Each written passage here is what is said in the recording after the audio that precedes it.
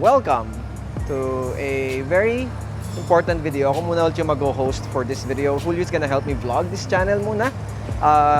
We are going to get our Feint struts, basically our own brand or line of coilovers.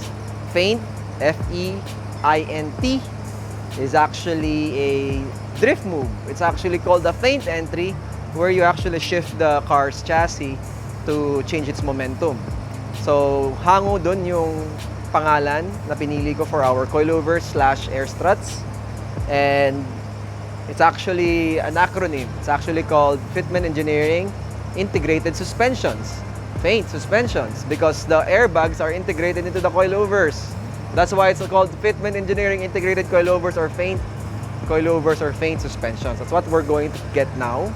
And we're gonna use my good friend and client's car, Eric's M3 wide body, okay, E92 M3. Alright, here it is. Alright, let's see. First sets. Yeah, first set natin is for the Mustang and E36 ni Irvin. Paano mo, sir? Just like airlift. I will not admit or deny na ang manufacturer natin ay possible na manufacture ng airlift. Holy shit. I only see this sa airlift. If you search airlift performance struts, ang naka-steel braided lines sila sa front ng kotse. This is good. This is already good. May kasama ng hose lines. You can put your fitting here para pag kinain siya ng airbag, pag kinain ng gulong yung hose mo, bakal. Airlift only does this. So, this is para sa kotse to. Mustang.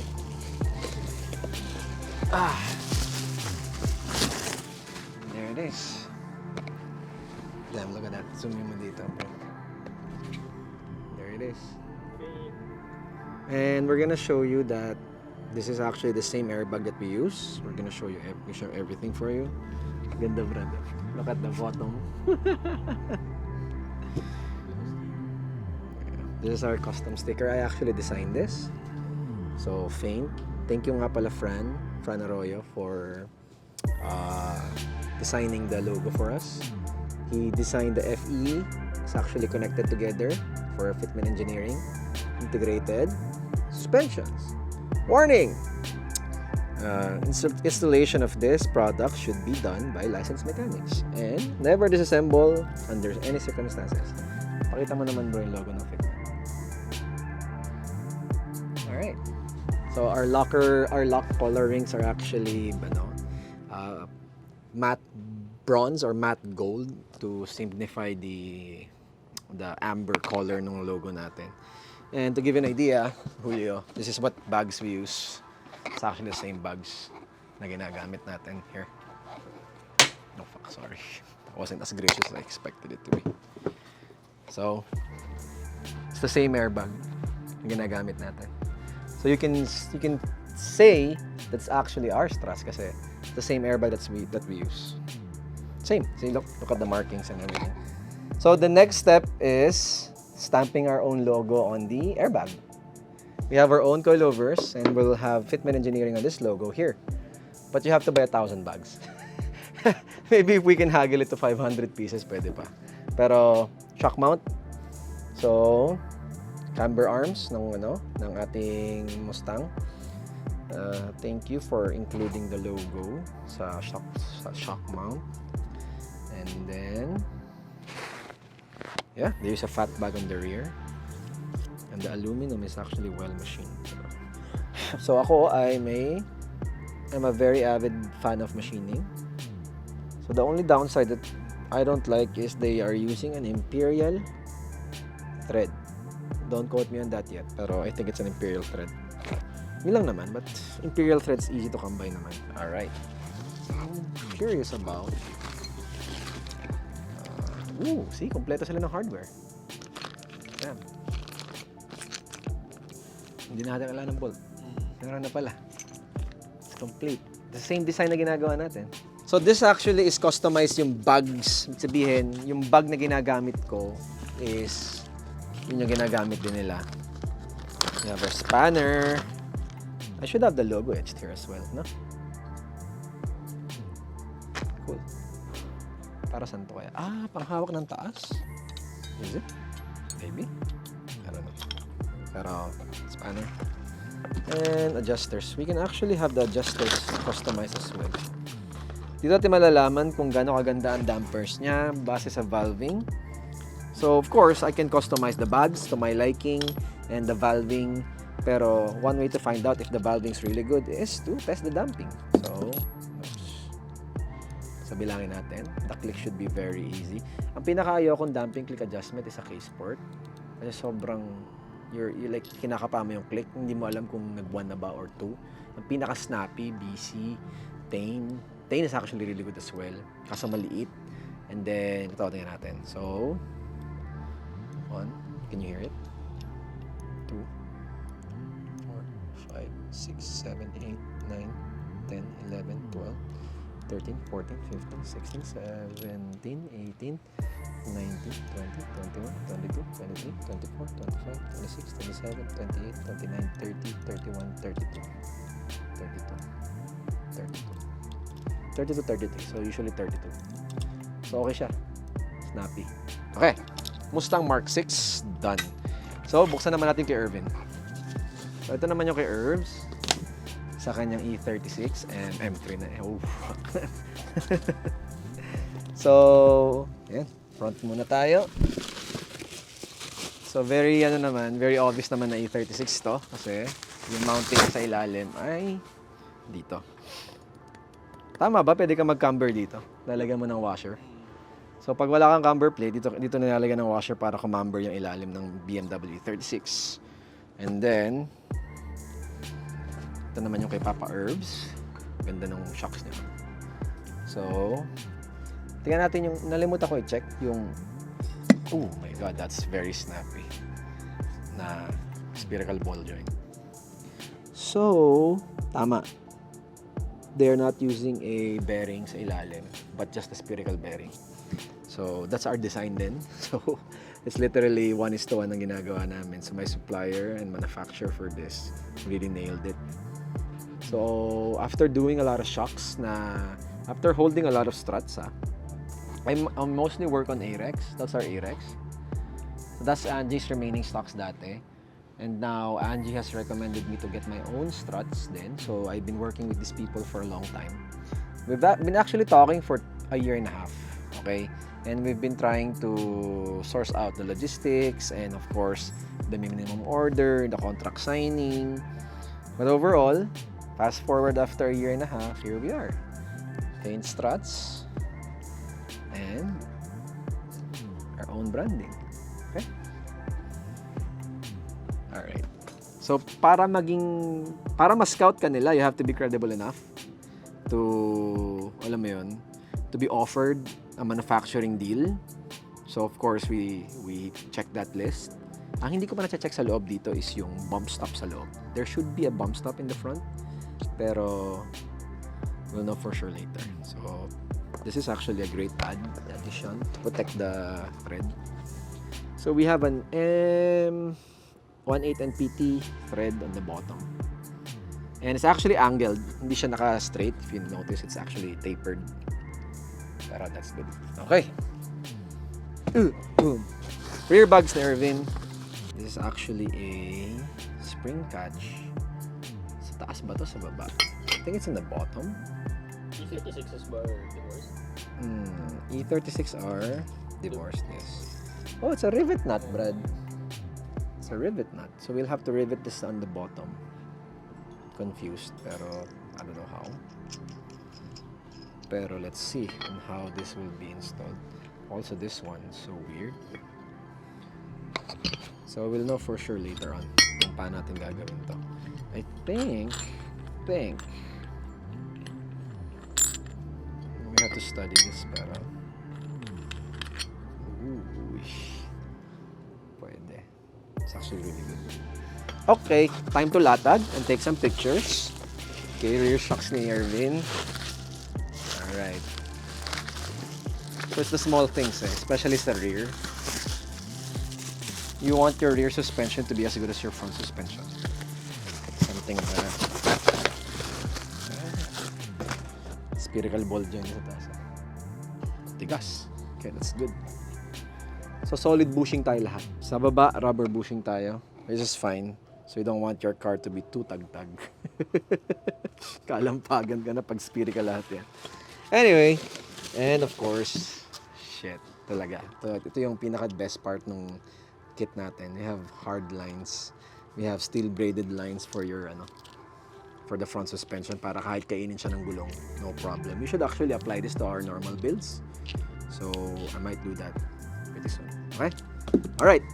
Sige. So, we're going to install the Feint struts natin sa Mustang Mark 6. And ideally, if we already have it on stock, we can just drop the car on Monday. So, literally, the car na to ay chinek-in kanina umaga. Yeah, they took the car out from the owner.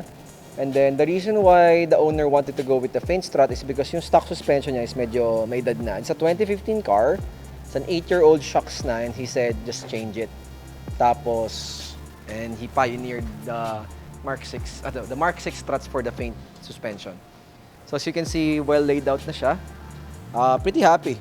For a guy na sobrang selan sa suspension, I actually value cars not on engine, not on chassis, but I value it on suspension type and suspensions na nakakabit.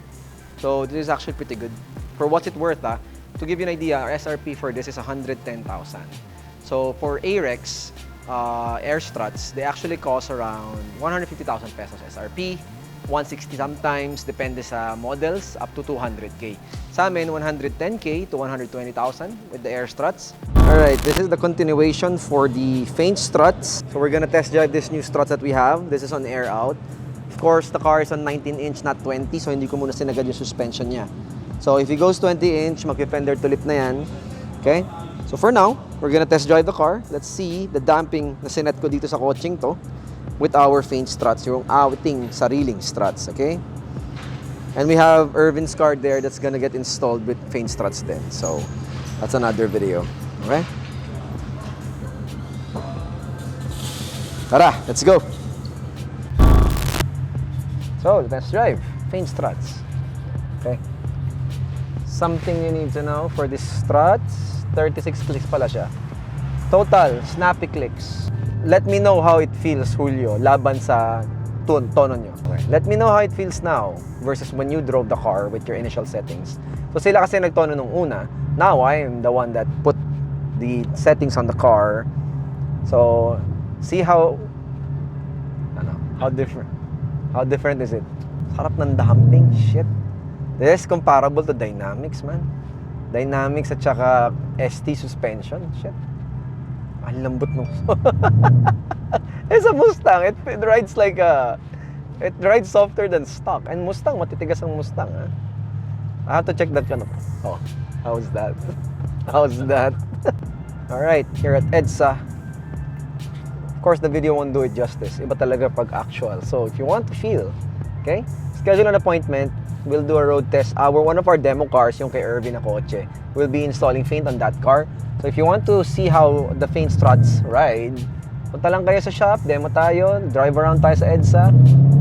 So, this is a Ford Mustang V8, 2015. So, medyo luma na to. It's a 8-year-old car. Oh, how's the drive, Julio? EDSA to. Point the road. Very comfy. Dire-diretso ako, is malubak ah. Ano? Compared to your tune. Very different. Oo. Kumusta yung damping sa likod ngayon, yung lagapak? Wala na. It's not so bouncy anymore, hindi masakit sa likod. Papadrive ko kay Irvin to mamaya.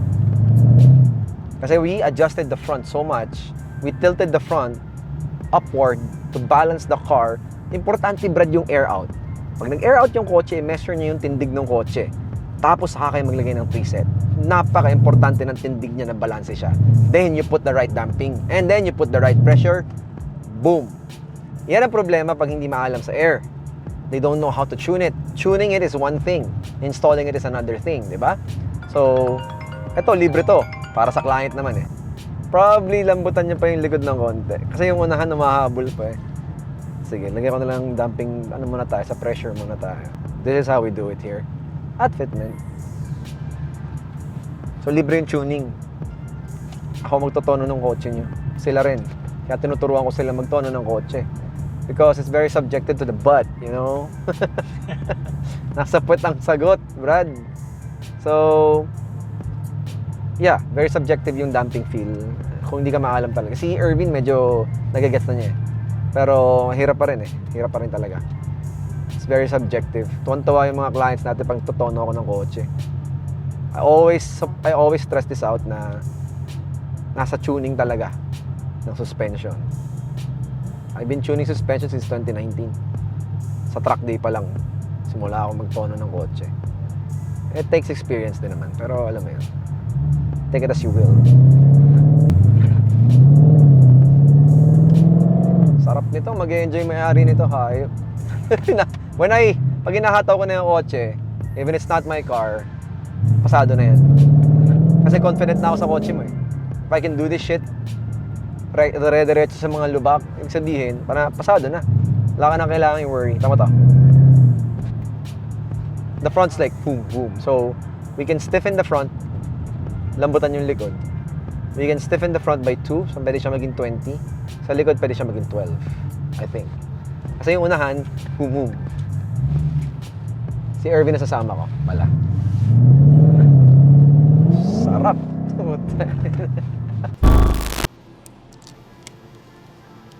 Alright, okay, done. Dali. Anyway, welcome back to the shop. Test drive was complete. The Feint struts overall for me is probably as good as the dynamic struts na ginagamit namin before. Way softer than the K-Sports, way softer than BC coilovers. As probably as good as ST. Not KW, ST. So nasa gitna siya ng ST to, malambot ang ST, KW. Feint is probably close to ST suspension kasi ang ganda nung damping feel niya. The valving inside was actually pretty good. Pretty impressive. So, it's above Dynamics and K-Sport and BC coilovers. BC coilovers medyo matigas siya eh. It's a track spec coilover. But, overall, ayos. Kung gusto niyo mag-test drive, yun, yung E36 ni Irvin, we're putting the Feint struts on that. So, if you are interested for Feint Airstrut, if you're actually our client in the past, gusto niyo magpakapalit ng coilover na may bag, try natin yung kotse ni Irvin. We're gonna install that. That's gonna be the next video. But for now, one hell of a milestone. Okay? So at least we have our own Airstrut na ngayon. Fastest order time is 5 days. Nandito na siya. Longest order time is 2 weeks. Kung medyo rare yung kotse. Anyway, that's going to be it. Thank you nga pala kay Julio for carrying over the vlog from the first part. Thank you nga pala sa ating manufacturer for bringing in a great custom spec for Fitment Engineering. And there you have it, Feint Airstruts. Fitment Engineering Integrated Suspensions. That's what it meant. That's what it means. I'll see you in the next video where we'll actually do now. Let's go ahead and go shoot the E36. I'll see you there in a bit. Bye-bye.